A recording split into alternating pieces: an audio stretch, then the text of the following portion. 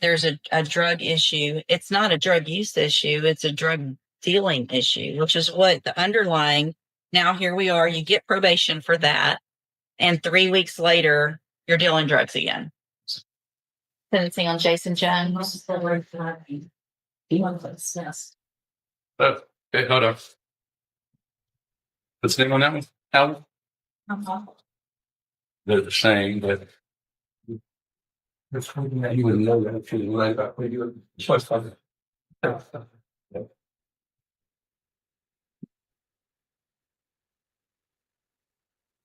All right, you're Jason Jones. Okay. So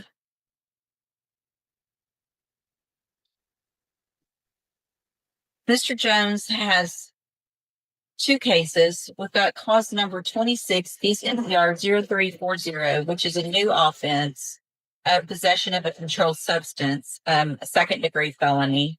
And then we've got a motion to revoke, which is in cause number 23, DCCR 0390. And the underlying offense in that case is unlawful possession of a firearm by a felon. Looks like we were here. Initially, there were pleas of not true. And then in May, we came back on the motion to revoke. He changed his pleas to true to counts 1 and 2. We set a hearing today. The agreement is for a cap of 8 years in each of these cases. Is that correct? Correct. Yes, Your Honor. Okay. And he already pled guilty on the other one as well. Yes, correct. Got it. Okay. I have the original pre-sentence report from that unlawful possession of a firearm case, but I also have an updated report that was prepared. And have you all had an opportunity to review that update? Yeah, Your Honor. Yes, Your Honor. Any additions or corrections? No, we have Judge. Not from Sticker. I also have just looks like 3 pages of few incident reports. If you all had an opportunity to review those as well. Yes, Your Honor. I have. All right, Mr. Parker, you may proceed. Your Honor, we're asking that the court keep him on probation. He wants the opportunity to prove he can complete it. We're asking that you let him serve the ISF track cognitive to make him help better decisions. And also putting him in the HCI program where he's tested regularly. And I mean, then it's, we know whether he's using drugs, but drugs has apparently been the problem on his underlying case. I think he wants to address the court, Judge. Give me just a second, and then I'll let you do that. I'm printing a PC. Go ahead, Mr. Jones. Yes, Your Honor. I've had time to reflect on what brought me here before you today. I'll take full responsibility. And if given a second chance to complete my probation, I just need a chance to prove to you, your family, my children, I can be not a liability to my community, but an asset. I had things going on before I got locked away and started a business, and I'm a single parent. Getting my license and my diploma like you asked me to do. So just asking for another chance to get that done. In just a second to review this, and then I'll let you go, Mr. Nichols.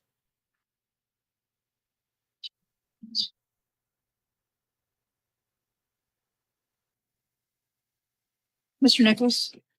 Judge, when we entered the pleas of true, that was in right before we were about to have a hearing to prove up a new allegation. I'll summarize for the court what that would have shown.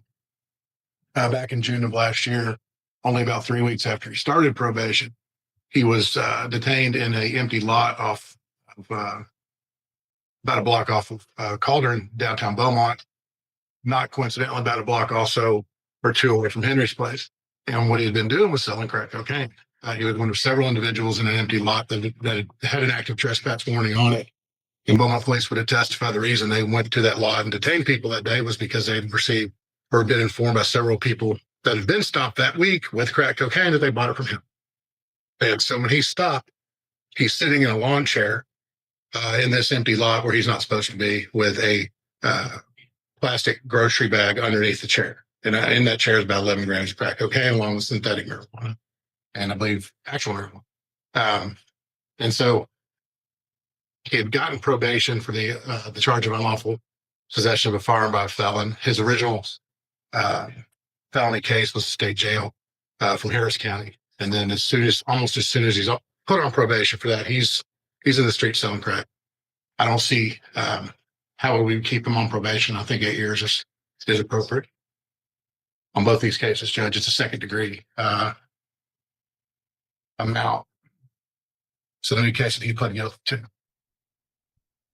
So here's the issue that I have, Mr. Jones.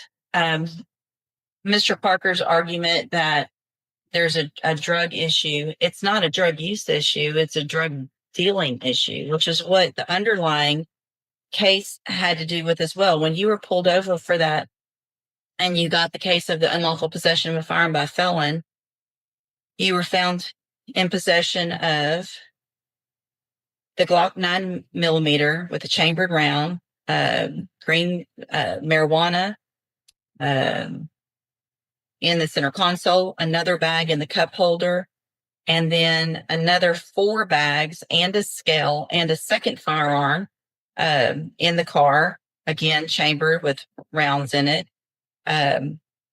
Another magazine under the driver's seat and another magazine in the center console. Now here we are, you get probation for that. And 3 weeks later, you're dealing drugs again. So it's not a matter of, I want to do better. It's you literally got probation and 3 weeks later, pretty much just thumbed your nose at me and said, I can do what I want. And I'm going to go do what I want and sell drugs where I'm not supposed to be. So at this time, I'm going to find and cause number, let's see, what do we have? Hold on. 26 DCCR 0340, find that you entered your plea of guilty freely and voluntarily. Find has sufficient evidence to find you guilty, and at this time find you guilty of the second degree felony offense of possession of a controlled substance. Sentence you to a term of 8 years in the institutional division of the Texas Department of Corrections. You will receive credit on that sentence for any time that you've been in custody that the law gives you the right to receive.